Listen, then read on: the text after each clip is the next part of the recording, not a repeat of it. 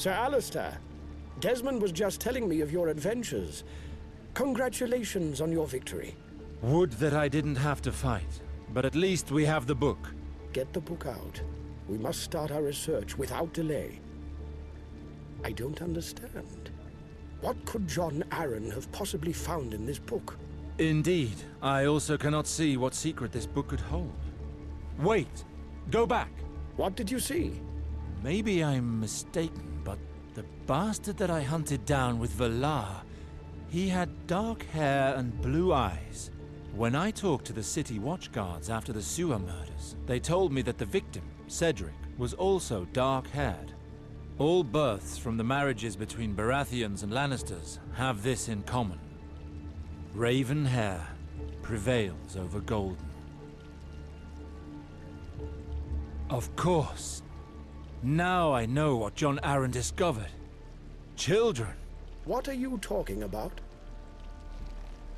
We have been researching the bastard line when we should be looking at the legitimate children. Cersei is a Lannister and Robert is a Baratheon. Their children should have dark hair and blue eyes, as is written in the book. It has always been so. And yet, they are blonde. The royal children are illegitimate. This is what John Arryn discovered. By the Seven! But then, the bastards that the damned queen is hunting down. They are the only true descendants of King Robert Baratheon. That's why the queen wants them dead. R'hllor's light. The queen even involved me in this treachery. She didn't hesitate to execute the bastard children of that fool, Robert, to keep his adultery a secret.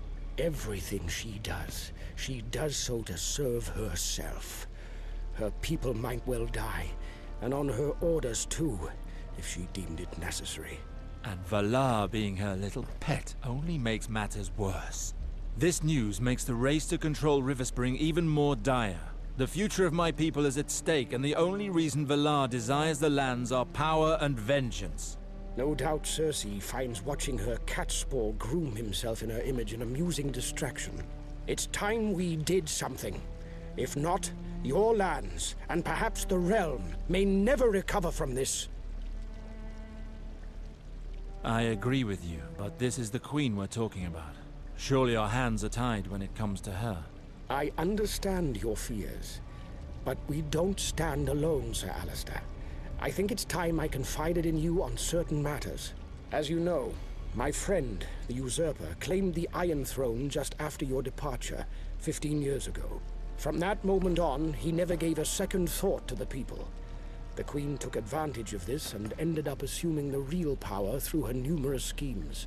Your father and I quickly realized that no good could come of this monarchy. Nothing like this would ever have happened during the times of the Targaryen rule. Under their aegis, the kingdom was more prosperous, untroubled, and governed in a much fairer way than with Robert Baratheon and his damned Queen Lannister.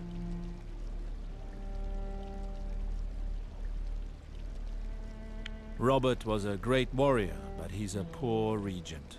In comparison, the state of the kingdom was far better under Targaryen rule, and yet it is still the people who suffer the most.